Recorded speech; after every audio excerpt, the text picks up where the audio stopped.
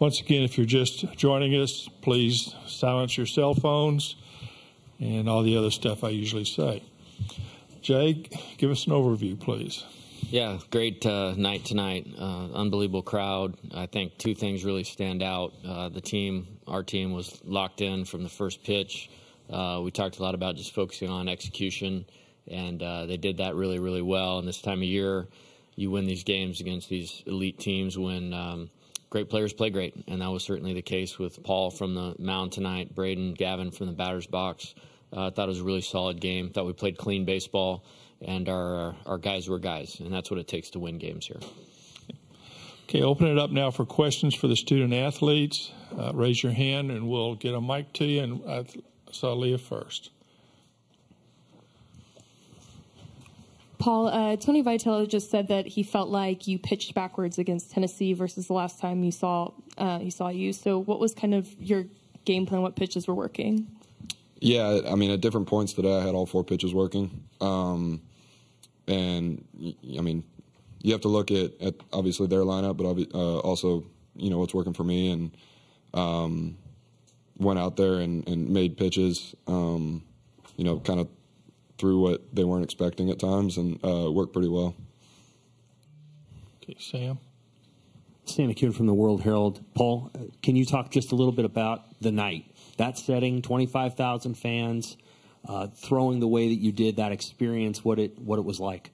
Yeah, it was awesome, and I think I'm going to need a little bit of time to kind of internalize that and take it all in. So I don't think I was able to do that as much as probably some other people were tonight.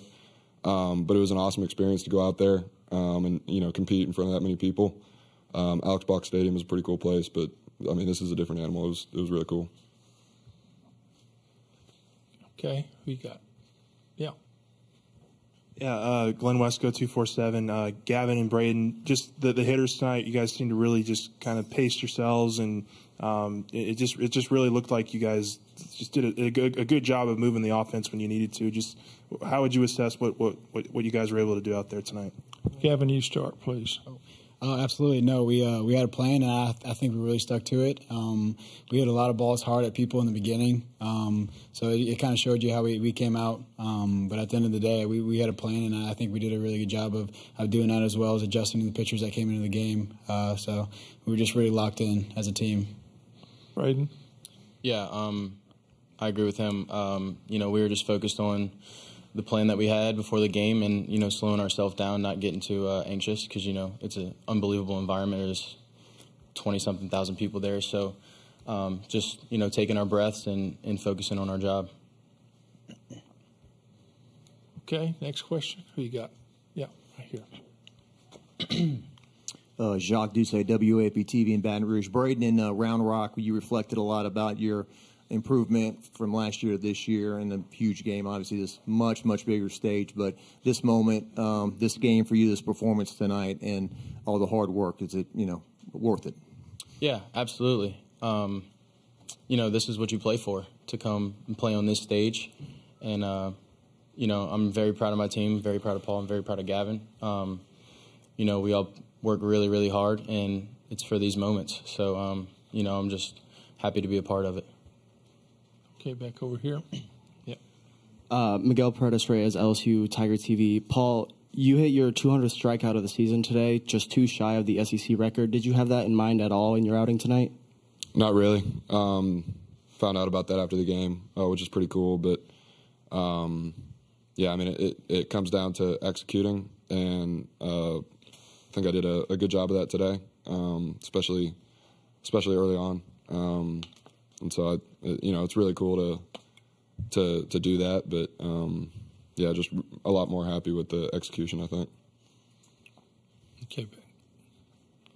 Michael Cobble, WBRZ TV. If we can get Gavin and Braden on this one. Just your feelings now that you kind of broke the seal on this thing and maybe took some of the mystique away from the College World Series, having success early. How much did that help you, Gavin and Braden? Gavin. No, it was awesome. I've been waiting a long couple of days since we've been in the hotel. I know everybody else has. But it was awesome just to see the environment and take it all in that first pitch of the game. It's everything you could expect and more. I mean, Coach told us whenever we won the Super Regional that it's going to be everything you expect times 4, and he was right about it, and I'd say times 10. But it was awesome just to enjoy that first game, and we're ready for the next one. Braden? Yeah, like I said earlier, we were just focused on slowing ourselves down because it's such a big environment and such a big stage. But it was unbelievable. It was everything I thought it would be. And, it was awesome. Okay, let's go to Leah here. Leah Van, Baton Rouge Advocate. Braden, you had 3 extra base hits tonight. What were you seeing from the plate? Yeah, I was just trying to get the ball. I was trying to get the ball up. Stay at the bottom of the zone. That was something that I needed to improve from last weekend, and that was the focus in BP and all the training going into the this week. So, just sticking to my plan. Following what our coaches tell us, and it worked out positive for me. Okay, Jake. Jake McKeever, College Baseball Central. Gavin, can you kind of talk us through that at-bat with the home run, what you were looking for and what you saw? Just obviously, like Braden said, just trying to get something up. Our game plan was to get balls up with the guy. I mean, he had a lot of sink, a lot of run. So the only way to be successful was to see him over the plate. And unfortunately, I was able to spit on 2 balls and then see 1 ball up. So I was lucky enough to put a good swing on a good ball and put the Tigers out in front right there. Back over here. Let's see. Grant Sasher in the Valley Shook. For a lot of you guys, this is your first time playing in front of 20,000 fans in Omaha. How do you guys handle the nerves? This is a question for all you guys. Paul, you start. This is something that we've looked forward to all year. I mean, this is why I came to LSU.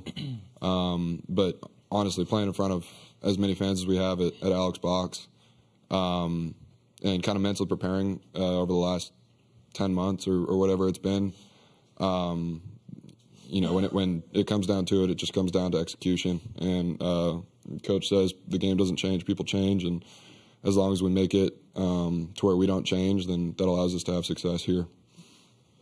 Braden? Yeah, we like to embrace it no matter how many fans are in the stands. At Alex Box, we average probably 9,000 to 10,000 a game. It's, the only place in the country that's like that. So, I wouldn't say we're used to playing in front of 20,000 people, but, we play in front of crowds a lot. So, it's super cool. And if you just look around and, have a full circle moment, it's like, how can you not have the most fun? It's just go out there, have fun, and embrace the opportunity that we're given. Absolutely. No, to go along with that, I would say we play 56 games in the regular season, and we play 56 playoff games in our mind. So every game that we play is a playoff game. No matter what we do, no matter how we prepare, we're preparing to win a playoff game. And that's something that I think that has made us very successful in those moments, and what's going to continue to help us move forward. Okay, this will be the last question coming up. Jocelyn? Jocelyn Stamps, Sports Illustrated Kids. Paul, what advice would you give to kids facing a pitcher like you? Oh, man.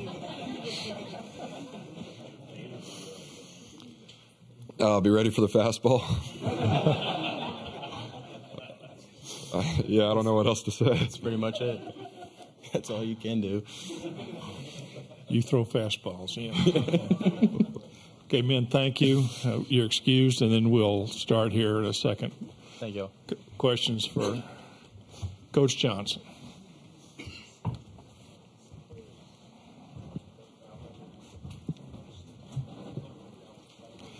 That's a good answer, Paul. Thanks, guys. Thanks. Okay. First question, we'll start here with Sam. Hey, Coach, you've been around here long enough to know that there's been really great pitchers who have come here and not done well.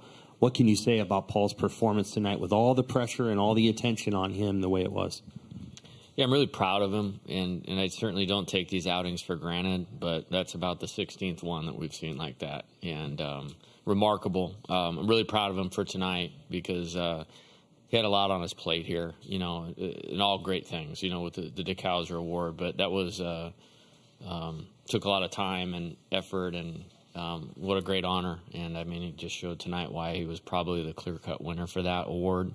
So we tried to get him some rest and kind of insulate him as best we could so he could be on track with his preparation, because he does that better than anybody else. I mean, as good as the performance is, the preparation is even better. And I think what gets lost with him sometimes, because his stuff is so amazing, the pitch execution is tremendous. And when you put that kind of stuff with that kind of execution, you have Paul Skeens. Okay. Go to Leah here, and then we'll go to Leah Van, Baton Rouge Advocate. Jay, I know Paul's had great outings this whole season, but what do you think was the difference between the last time he faced this lineup to this time? Yeah, we kind of did a hybrid thing of, look back at those games, and then we look back at where they were recently, and some of those guys have improved, and we felt like we needed to attack them a little bit different way. And then looking at it also, their plan early in the game, we were able to kind of figure out what they were trying to do with him. And then Wes did a nice job of calling pitches, and then Big Man took care of the rest as far as execution. Okay, back here. Michael? Yeah, Jay, that was going to be my question. Just the selection. You were talking about the execution, but the selection to keep them off balance and the change working early. Do you feel like that really was the tone setter? Yeah, for sure. I mean, they were on fastballs in the first inning. They had a hit. Inslee had a hit, and then Dickey lined out, and so Ahuna swung early, and so you could tell they were trying to jump him, and sometimes that's all you can do. And when it's getting on you that fast, you have to make an early decision. And when you have to make an early decision and he starts throwing his changeup like that, there's not a lot you can do. And, the execution of all three tonight was pretty elite. Right here, Scott. Coach, the job Josh Pearson did in left field tonight made a few nice catches for you. Yeah, spectacular. Tonight was very reminiscent of we started this season at Texas A&M league play. Started league play at Texas A&M. It was a bigger field. The wind was blowing in. We played him because I just think he gives us professional at-bats. He's a pretty good defensive outfielder, and that paid off. And, he's obviously earned his spot in there with how he's performed throughout the postseason. But left field here is a really tough place to play at the 6 o'clock game. There's sun that sits right over there, and we actually had to warn him about it. We're here in 21. We hit a double over the left fielder's head, and then we misplayed a ball in left field in the first inning. So it's really tough, but he did a nice job. And Mark Wanaka, I've said this before, is the best positioner of outfielders in the planet, and he earned his money tonight with that. They hit a couple right at Dylan and right at Josh. Okay, go right there, Tina. Jay, Zachary Junda, and the Valley Shook. We've talked a lot about Paul Skeens tonight, but what about the job Riley Cooper did coming in and closing this thing out, especially after it got a little hairy in the 8th?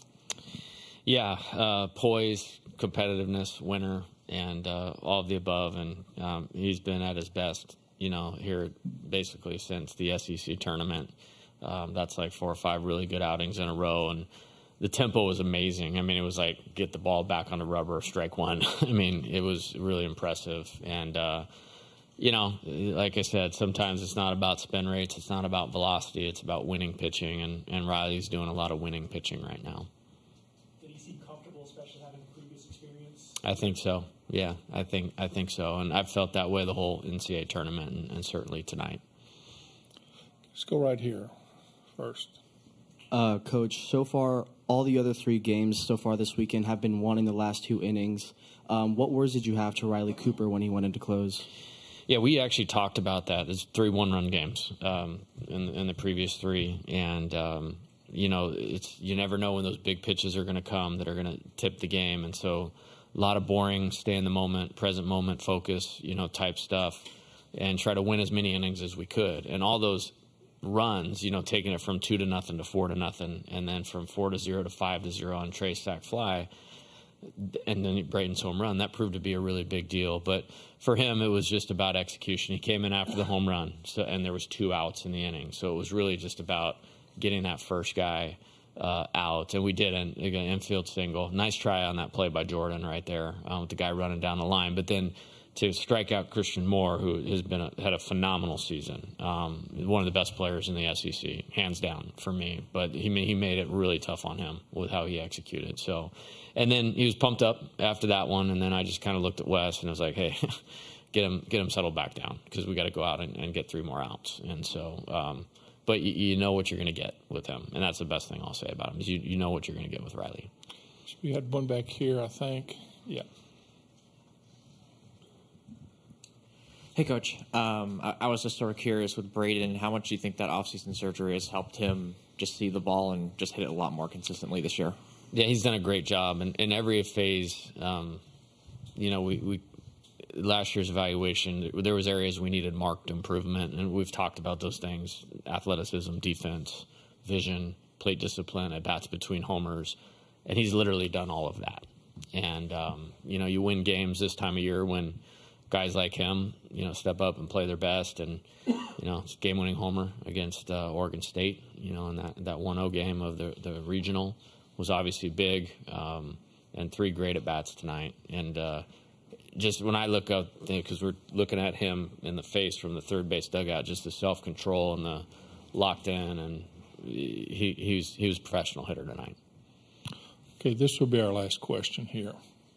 Michael. Yeah, Jay, if you would kind of talk about the offense. Obviously, you guys have seen a lot of top-tier pitchers, but you always seem to find a way to figure them out. Gavin getting it going, and Braden, as you just alluded to. But what is it about those guys? Is it just their ability to stay in the moment and kind of work through the problem? Yeah, good pitching beats good hitting. I mean, that's baseball has always been that way. We have a great offense. I think 1 to 9 is you have a lot of things working for you right now. There's some speed, there's some power, obviously, solid hitting skills throughout, but you got a ton of college at bats in there, and they've been useful. And what I mean by that is they all weren't exactly what they are now, but they hold themselves to a high standard of what the team needs out of them. And then they just don't give in, the way a lot of typical college hitters do. And then when you do that, you get to some of the talent in terms of on-base percentage and slugging, runs, all of those types of things. I thought we played very mature baseball tonight. I mean, we got the 1 error, but that was a tough play. Jordan did everything right on that play to come get it, and the only hop he could have caught was the short hop and still made the play. But I thought we played great, clean baseball on both sides, took really good at-bats, and then we had some, like I said, we had some of our guys were guys tonight.